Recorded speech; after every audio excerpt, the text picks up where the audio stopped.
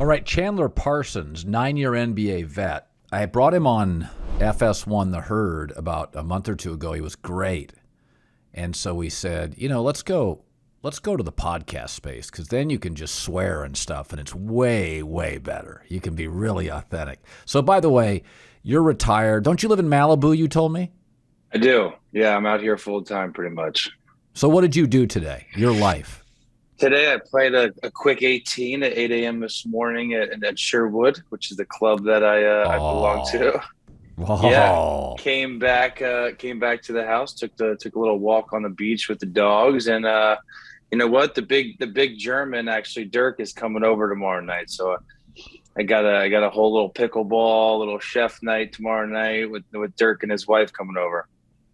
You're living a freaking dream. Can I throw a theory at you? What's I'm going to that? throw a theory at you. And it doesn't have to be right, but this is what podcasting's about. So when an international player has a different journey than a domestic player, I mean, you're a great high schooler, you go to Florida, you go to the March Madness, you end up in the NBA. European players in an academy, they don't have like the college system. It's more skill-based early. And they are now MVP international players. So if you look at the history of international players who have been the best player on their team for championship teams or in that space, Embiid, joyful, verbal, Giannis, playful, fun, Akeem. Many of the great international players, when they come to our game domestically, the ones that really succeed are not just great players, they're great leaders. They inspire, they galvanize. Now, Jokic is different. He's moodier. He's more insular. When I watch them, Chandler, as an international player, because I've always felt international players, it takes a special kind of guy to go to another country, to come into this space, be the best player, and be totally comfortable leading American players and being the guy. Right. And with Jokic, I'm not saying he can't be, but I watch Denver. I never feel they're cohesive, ever. And I'm thinking to myself, I watch Jokic. He's moodier. He's more insular. He's not as verbal. He pays more attention to refs than teammates at times. Right. And I think to myself, it's not that he's not great, but in your experience with international players, does my theory make any sense that it takes the ones that really succeed, like Tim Duncan, they embrace the system and they have the personality to make it work? Yeah, I just think it takes them a lot longer to adapt. You know what I mean? Like, then in their eyes, they're visiting. They're at it's like a constant road game almost for them until you start getting the clout now, like a Luka or like these guys that are more charismatic, they're more outgoing. Dirk wasn't the most outspoken star ever towards really the end, if at all, because I think it was just kind of took a adjustment period for those guys to get used to playing in the States. They almost, like I said, they almost felt like a visitor in a way, where they're coming and they're playing against majority of American guys that are from those cities that we're playing in. And it's almost like you somewhat feel like an outcast when you're coming here. Like, I played in France when I was drafted, and I was an NBA draft pick playing in Cholet, France. I knew nobody. I felt alone. I felt like I didn't want to step on anybody's toes because I was on their turf. So it definitely makes sense. I think obviously the more success you have and the earlier you have it, I think you're able to kind of get over that. And obviously it has a lot to do with your personality, but I definitely can see your point on that. Yeah, it's just Denver just gets unraveled. It is, I said this today in the Herd, is that the younger a crowd is, the louder it is. Because young people, they'll stay out later, they'll drink more, they'll be more obnoxious. Let's be honest, at 28, I stood the whole game. At 58, right. Get the hell, sit down. Yeah. I'm tired, right? Yeah. Golden State, because they have so much wealth in Silicon Valley, many of the best seats are owned by 27-year-old kids. It's true. It's all like the young, rich tech kids that are there getting hammered, screaming. So when I watch them play, Chandler, I'm like, this place is the loudest place I've ever seen in the NBA. I'm not kidding. Doesn't it look? Now you tell me your experience there. No, I mean it's true. Like, you have a good point there as well. Like, it's expensive too. So you would think most cities, like, the young kids can't afford that. but yeah, there's a lot of money there. There's a lot of youth. A lot of those kids are going out after the games. They're almost using the game as a they're using the game as a pregame. They're having drinks, and it's a tough place to play. And that, especially with that team too, like they fuel off their crowd too. So it's not like one of these cities where like, Oklahoma City can get loud back and they're good, but there's not really anything to do after the game. San Francisco, it's like a pregame spot is the game, and they're rowdy. Yeah. I want to ask you about the Warriors for a second. So Jordan Poole has really emerged as a great player. And, I mean, he was 28th pick. I mean, Chandler, a lot of people earlier were like, he's not great. Like, there were a lot of people that just didn't buy it. Apparently, he just works his ass off. He's your classic Warrior, draft, develop. And now you've got Steph, Clay, Poole, Draymond is their big, he's small, Andrew Wiggins. So the last few years when you face this small ball, I watched them the other night and I'm like, Denver looked like they had tall buildings against like condo complexes. I mean, Golden State's so small, but they call it the death lineup. What was it like to face it? I mean, tell me the challenges of it. Yeah. Well, defensively, it makes it easier for them too, because they're switching 1 through 5, right? They're getting out in transition. They're all shooting the 3, except for Draymond pretty much. And they're all interchangeable. So that offense is tough. They all can drive the basketball. They all get out. They all can shoot. They all can handle. There's not really a true big on the floor.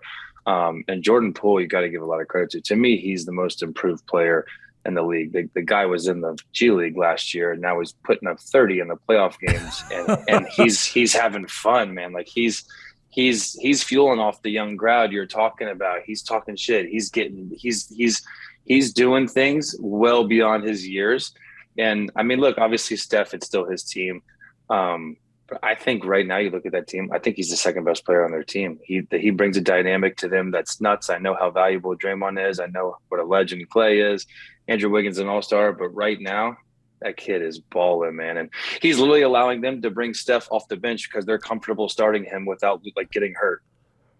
It's crazy. It's obviously the minute restriction. They want Steph in at the end of the game, but that's his game is giving them the freedom to be able to even do that by bringing one of the best point guard of all time off the bench.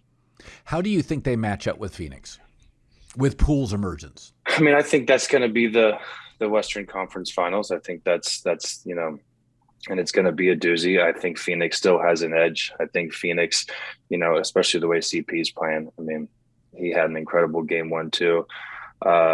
D Book, Ayton's playing well. Just Phoenix is deep. They play the right way. Monty Williams has them. They're soldiers out there.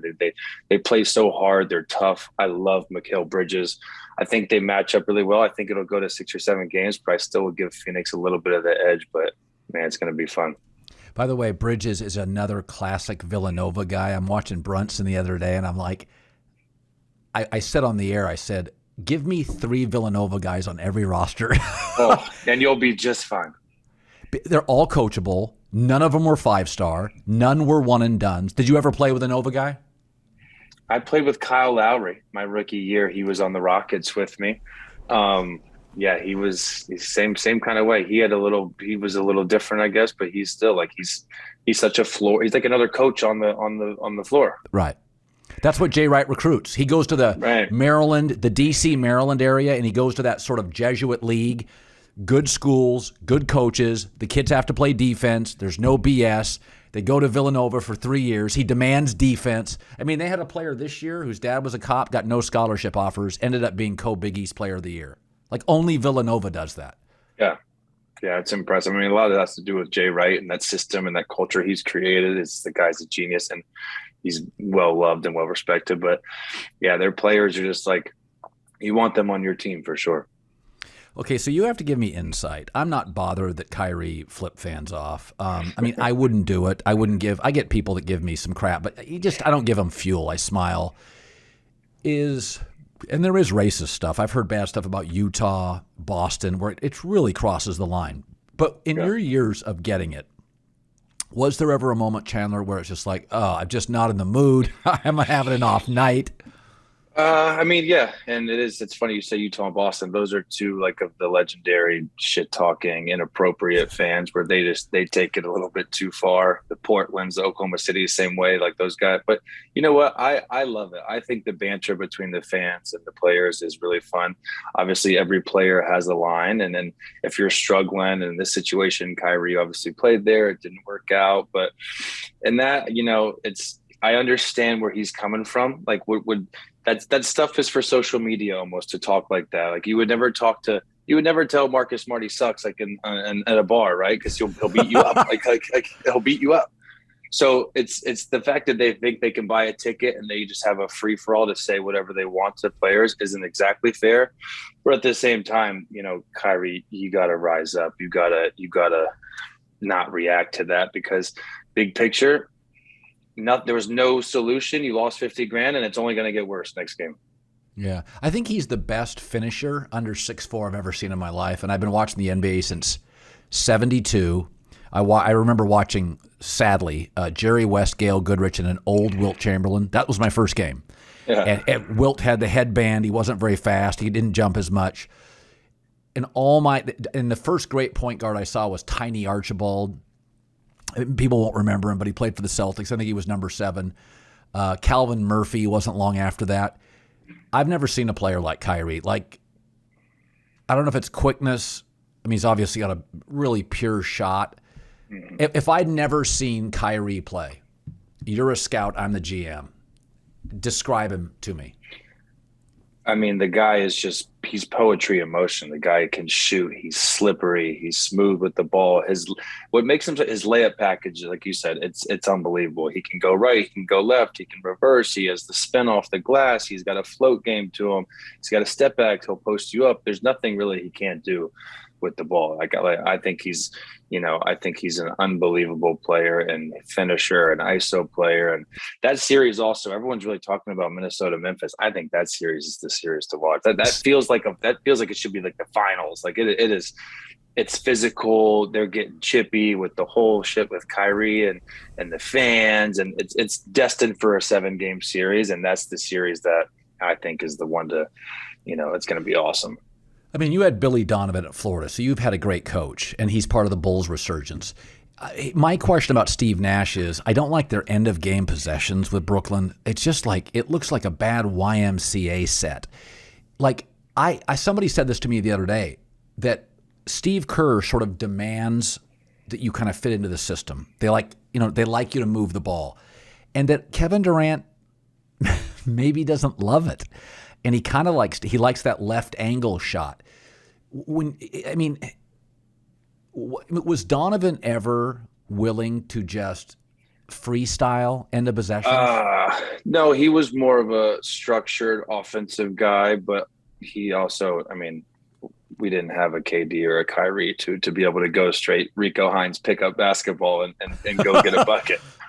We had to like run the flex and run the motion and set screens and slip. Like, he's more of a old school offensive mind, but he's a brilliant offensive mind. Like he's such a good player development guy. He's such a cool, relatable coach. And now, playing with him at Florida, it's different. In college, the coach is the guy, right? They're almost like a father figure. They're on you. They're pushing you. They're motivating you. They're holding you accountable, for everything, study hall, class, whatever.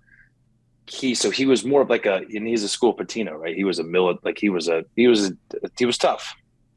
NBA, you can't really do that as much. It's a players' league.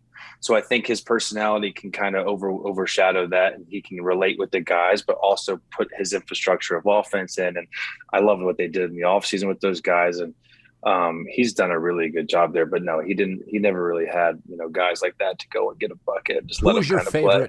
Who was your favorite NBA coach, even if it was as an assistant? JB Bickerstaff by far. It's interesting you say that. Why? Just a lot of coaches preach, this is family. This is where he believes it. He breathes it.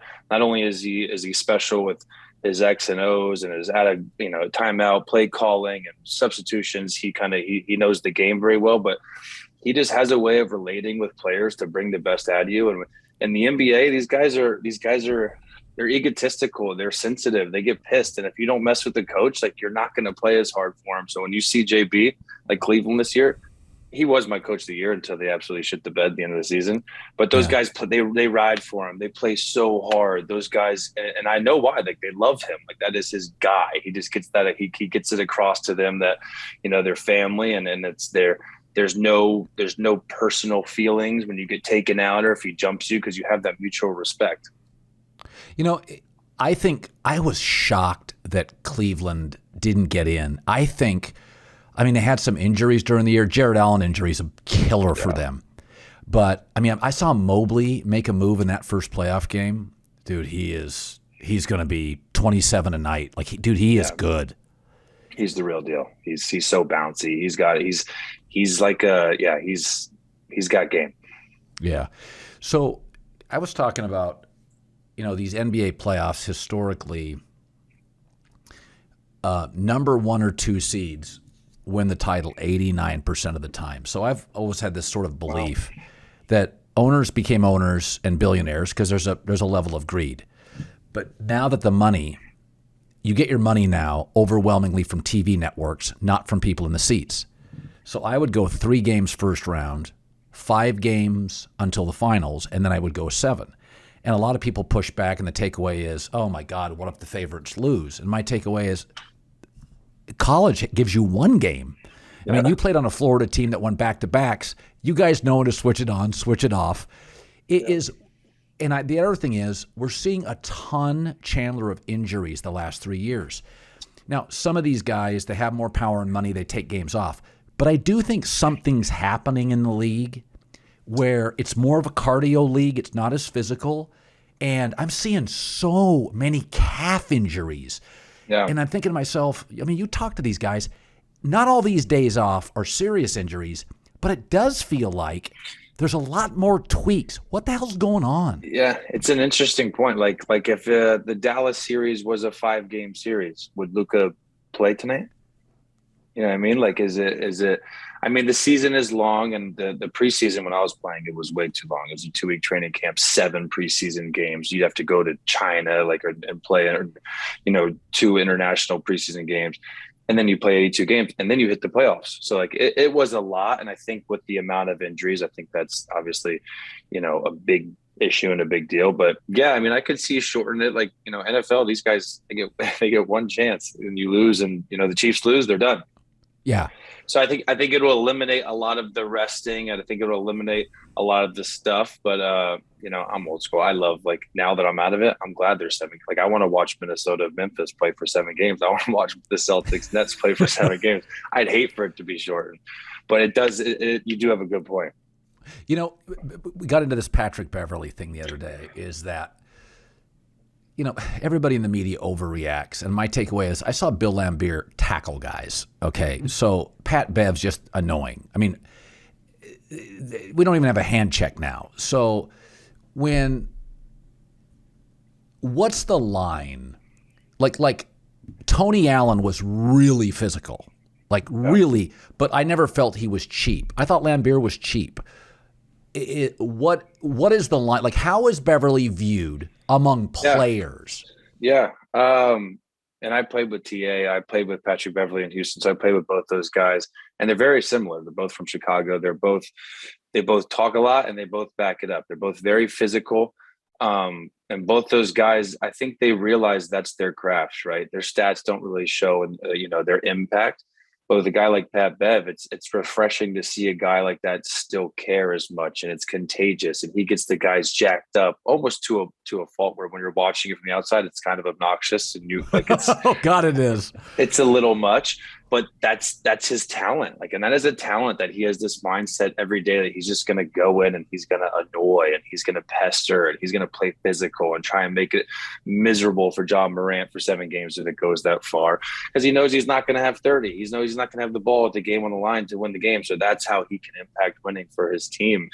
And it's a talent. And it is, I mean, the jumping on the table, doing all this stuff, it's a lot, but it is at the same time, it's kind of refreshing that someone like that cares that much about, making the playoffs. That's usually not the standard, right? Usually, like it's like we're competing for a championship. Right. That guy, with everything that happened in Minnesota and him with the Clippers, he really cared and he really wanted it. And you can see the guy's like, he's a goon from Chicago and he's crying that he made the playoffs. It's pretty impressive. When was the first guy? Because nobody stopped you in high school. You dominate college. Who was the first guy in the NBA that guarded you and you were like, oh shit, I can't beat him off the dribble?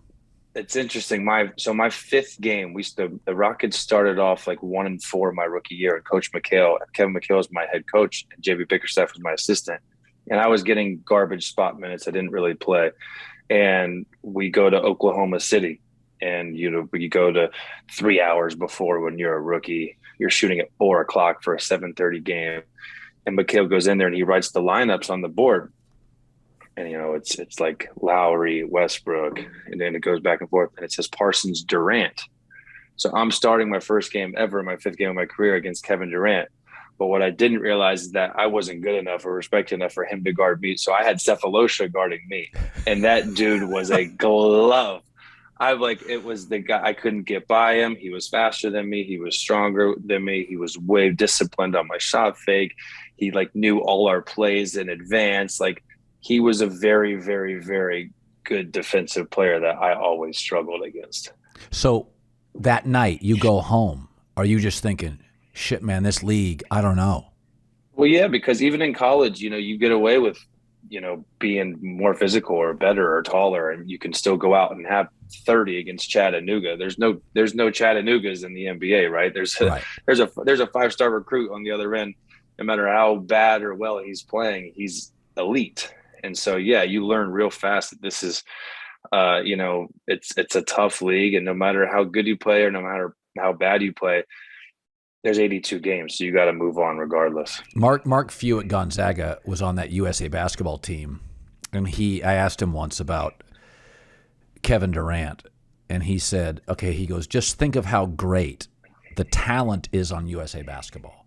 And then offensively, Durant is significantly better than every other player offensively. Yeah, he's the guy on the team with all the guys. Yeah. Yeah, it's nuts. It's pretty crazy. Yeah, Mark said, you really couldn't defend him. Is that if he wanted a shot, Chandler, I always said that in the NBA, we all think everybody can get their shot, but there's probably 20 guys in the league that can really truly get their shot.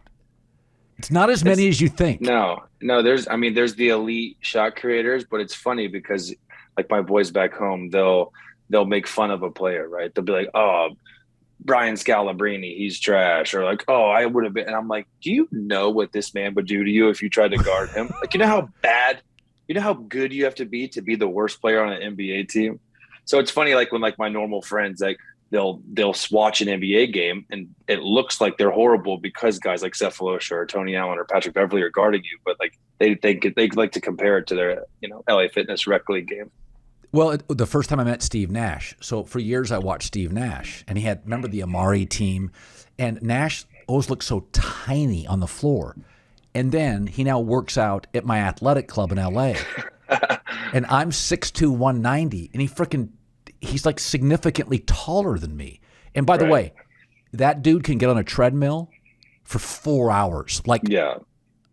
And I was a marathon runner, and I remember watching him work out, and I was like, the hell?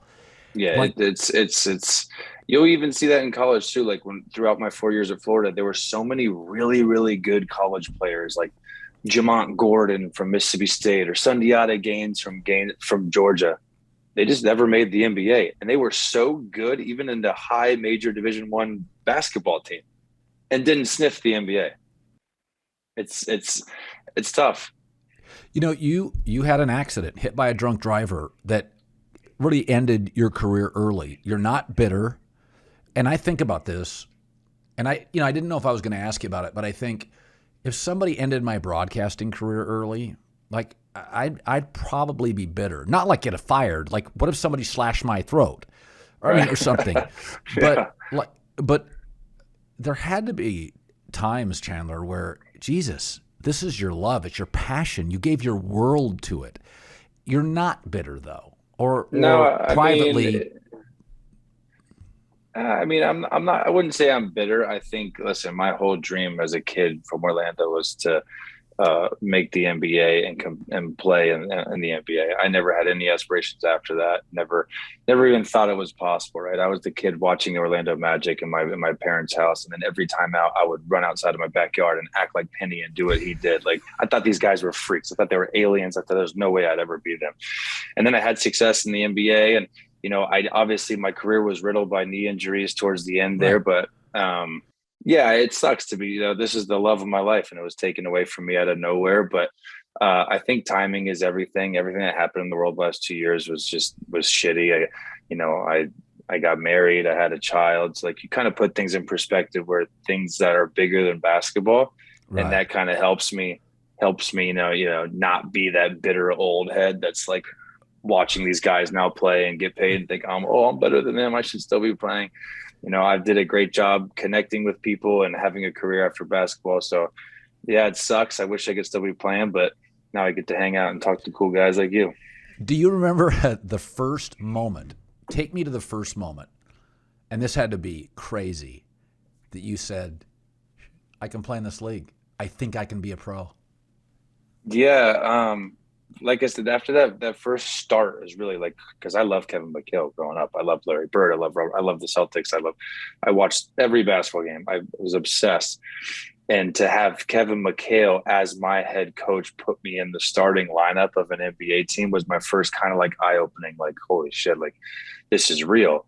And then we went on like a winning streak when I was starting, and I was starting to I would start to score points, and I was having 20, and then I was like in the rookie all-star game. And like, that's really when it set in, because my draft, I was a 38th pick, and it was like Yep. Kyrie, Klay Thompson, Kawhi Leonard. Like, it was a really good draft. And I made the rookie game playing against those guys.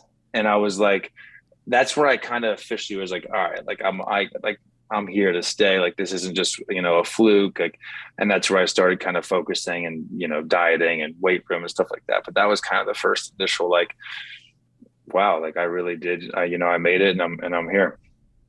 Well, I'm watching these playoffs. Final question. I'm watching these playoffs like you.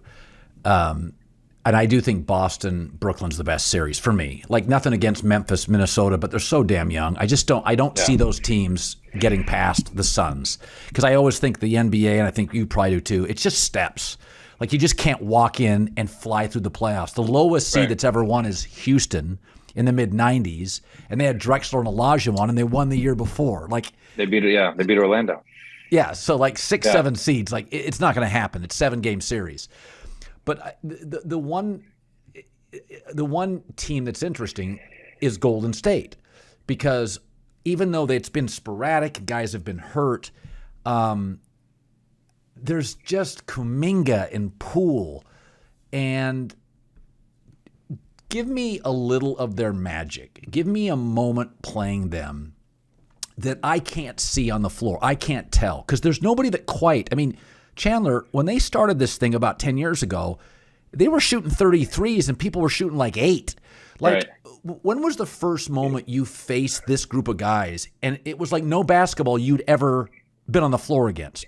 Yeah, it was, they did really good in the draft. They drafted so well. They went from like Steph to Clay to Harrison Barnes and Draymond to like they really did well in the draft. And then they added pieces around that. Obviously, they hit with quite possibly the two best shooters of all time. And then you get a guy like Draymond, who isn't the most talented, isn't the most skilled player, but plays his role so well. He defends. He's the perfect fit for those two guys. And then you add pieces like Iguodala, and then you get again a guy like Jordan Poole now, and they just, obviously it stems from Steph and Clay, those guys being able to shoot the ball at an elite level. I think Steve Kerr's offense is fantastic. Him in Phoenix, like he had a fantastic offensive system, pick and roll threes. And it's just impossible to guard. They never stop moving. They're in unbelievable condition. They're interchangeable. They switch. They don't have, and for the two of the best shooters of all time, they have no egos. Those guys are like, I feel like I didn't play there, but they're like the most unselfish, selfless stars ever. Like those guys, they're not like egotistical. They're not feeling themselves, and they should be. I mean, they're a little flashy when they play, but like they're very grounded, humble dudes. Like, I know both of them very well. They're awesome, and they love to play, and they have fun, and they have fun playing with each other. And I still don't think they'll get past Phoenix this year, but them healthy with Jordan Poole playing the way he's playing, it's going to be a great series. And yeah, those guys, they changed the game forever, man. Steph almost ruined the game, because now these kids, I went to a game the other day, these kids are just taking the most horrific shots, and now everybody wants to be Steph Curry. But it's the guy's a trend. He's a video game, man. He changed everything. He took a shot the other night. He didn't even set. It was a foot inbounds. And I'm like, I mean, you'd have been yelled. Your coach would pull you off the floor 12 years ago. He gets ball from floor to hand faster than anybody I've ever seen. Floor to shooting. It's not half a second. His release is quick. It's whether if it's off the dribble or coming off the screen, he just needs a second, man. It's going up from whatever distance. And the thing the other night was funny when, the technical free throw where it was either him or Poole, and then he missed two of them. Did you think Poole shoots the next one? Well, I think there's a reverence to Steph. Like, I just think Steph's earned the right. No doubt. But I think, honestly, that's what I'm saying. He's the kind of star that you'd be like, you know what? You're number one in the free throw percentage. Yeah, you take this one until you miss. Poole's 91%. I think he is the best shooter in the league. He is. I think he's the number one free throw shooter. But I mean, obviously, Steph can veto that. But I think Steph is the kind of star where that's just a small example. Where next time there's a tech, watch. I guarantee you, Jordan Poole shoots if they're both on the court. Great seeing you, buddy. I'm glad you had a good day. Gave us 25 minutes. It was great. Awesome. Thanks, bro. Talk to you later.